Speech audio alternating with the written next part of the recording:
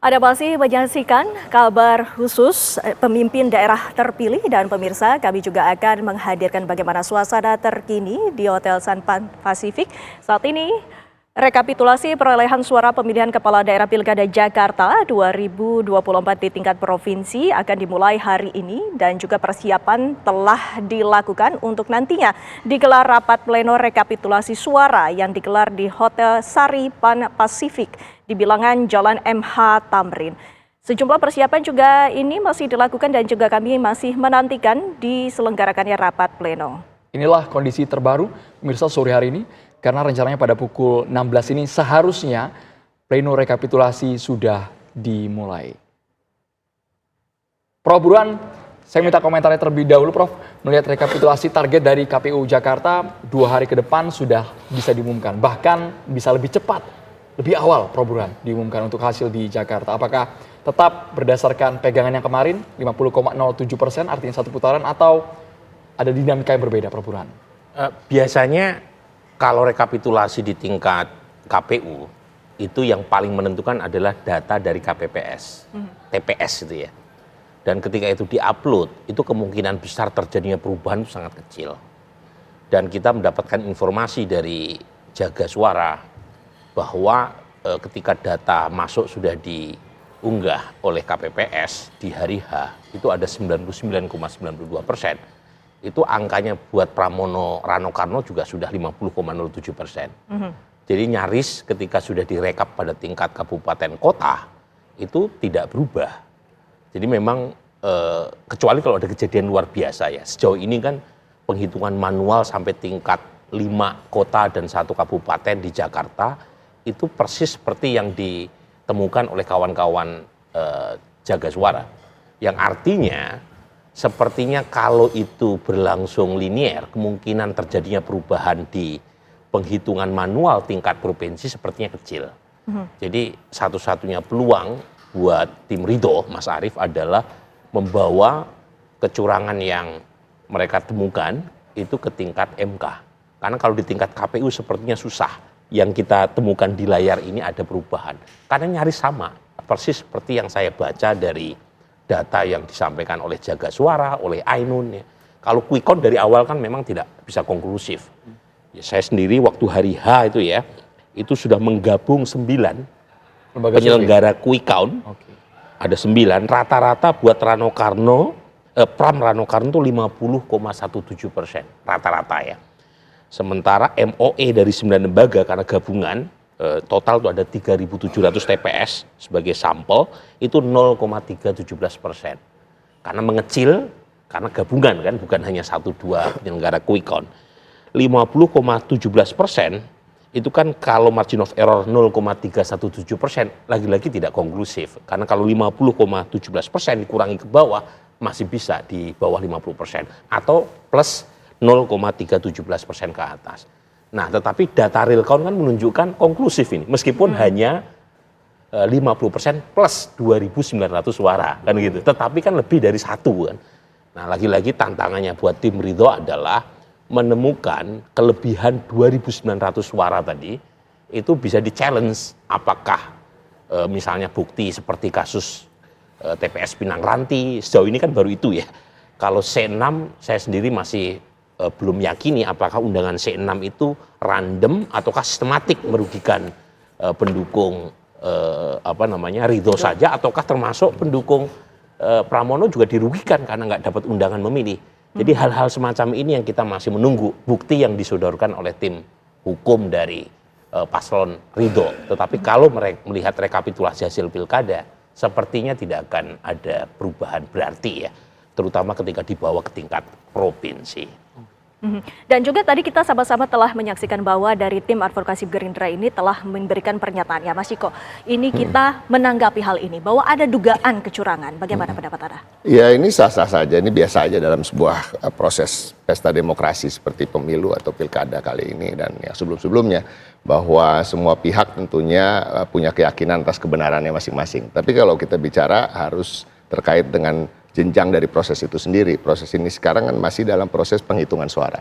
Jadi jangan melompat dulu apakah akan menerima hasil atau tidak dan lain-lain. Kita selesaikan ini. Sekarang kemarin PPK sudah selesai, kabupaten kota sudah selesai, hari ini akan ada ditetapkan di provinsi, ya kan? Dan tadi seperti disampaikan oleh Prof. Burhan bahwa 50,07% itu sepertinya sudah tidak akan berubah dan juga alhamdulillah kalau dari narasi-narasi termasuk dari tim paslon 1 dan tidak pernah membantah lagi soal angka 50,07. Nah saya mau koreksi sedikit, bukan 2.900 tapi 2.925.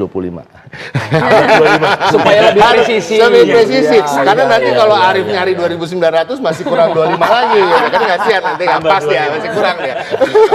Karena satu suara satu mana. Jadi intinya itu ya. Jadi nah dengan basis itu kalau kita bicara soal de facto ya insya Allah de factonya kan sekarang sebelum penetapan insya Allah kita sudah menang dalam artian perolehan suara dan kita mengucap syukur terkait itu. Tapi tentunya sebagai insan demokrasi kita tahu dalam tahapan pemilu ini ada juga yang dinamakan gugatan ke Mahkamah Konstitusi. Itu ada ruang-ruang yang diperbolehkan dan kami mempersilahkan untuk siapapun itu menggunakan ruang itu semaksimal mungkin untuk kemudian bagaimana ke depannya berupaya untuk mengubah hasil. Tapi kami memiliki keyakinan sampai hari ini apapun yang kami dengar tadi terkait dengan argumentasi C6 dan lain-lain, saya sepakat dengan Prof. Burhan apakah itu secara sistemik hanya mengganggu, menahan perolehan suaranya Paslon Ridho, saya rasa enggak juga karena kami juga mengalami di keluarga kami yang RT-nya dan KPPS-nya tahu kira-kira di rumah ini, rumah keluarga saya yang akan memilih paslon siapa juga tidak mendapatkan surat undangan. Tapi intinya kan itu sebenarnya bukan surat undangan ya, mohon maaf saya mau koreksi, itu namanya surat pemberitahuan. Jadi kalau undangan ini kan artinya kalau nggak diundang nggak bisa datang. Kalau ini kan pemberitahuan, tapi kalaupun tidak dapat kita tetap bisa datang dan memilih.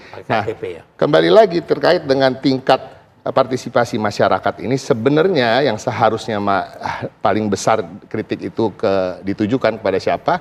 Bukan pada penyelenggara, sebenarnya pada partai politik, termasuk partai politik kami, karena kami gagal untuk memobilisasi pemilih dan untuk meyakinkan masyarakat untuk menimbulkan gairah masyarakat memilih paslon yang sudah kami tawarkan ke masyarakat. Nah ini harus menjadi evaluasi bagi semua partai politik.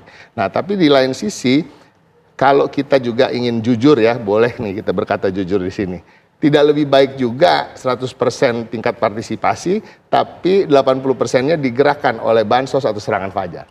Ya, buat kami lebih baik partisipasi pemilihnya tidak terlalu tinggi, tapi betul-betul karena hati nurani. Karena golput itu sendiri adalah bagian dari memilih dalam sebuah pesta demokrasi. Oke, sekali lagi tapi golput bukan ajakan. Bukan ajakan, sama sekali bukan ajakan. Kami menyayangkan bila masyarakat golput dan itu juga harus menjadi evaluasi ke dalam bagi partai politik bahwa partai politik ini harus bisa dong meyakinkan masyarakat untuk pergi beramai-ramai datang untuk memilih. Nah, sepakat. Jadi partai politik selama masa kampanye kemana aja kok pas di hari H mereka tidak datang ke TPS. Kita boleh ke Mas Arief. Mas Arief sepertinya meskipun sore hari ini tersenyum dan relawan ya, dia kayaknya belum masuk politik belum. Enggak, tapi soalnya Mas Arief kayaknya belum move on sama sekali nih. Iya tadi dong. bilang pengen perjuangan sampai titik darah penghabisan. Itu pesannya tidak terima dengan hasil 50,07. Tadi berapa? 50,07. Dia 50% plus 2.925. Angkanya sampai desimal. Mas Arief, temuan dugaan kecurangannya apa saja Mas? Iya, kalau berjuang sampai titik darah penghabisan itu pesannya Hadratus Syekh ya, bahwa untuk bangsa ini kita harus berjuang sampai titik darah penghabisan ya, dengan penuh keikhlasan. Jadi apa yang saya kira dalam konteks Jakarta ini itu pula yang teman-teman di tim Paslon Ridho tempuh ya. Dan seperti yang tadi sebelumnya kita lihat ya, sebelum segmen ini kan ada konferensi pers dari teman-teman Gerindra ya, memaparkan bahwa misalnya distribusi C6 itu hampir 200 titik TPS kalau nggak salah tadi, sekitar 60-an ya. Nah itu yang memang menjadi salah satu concern ya dari kita ketika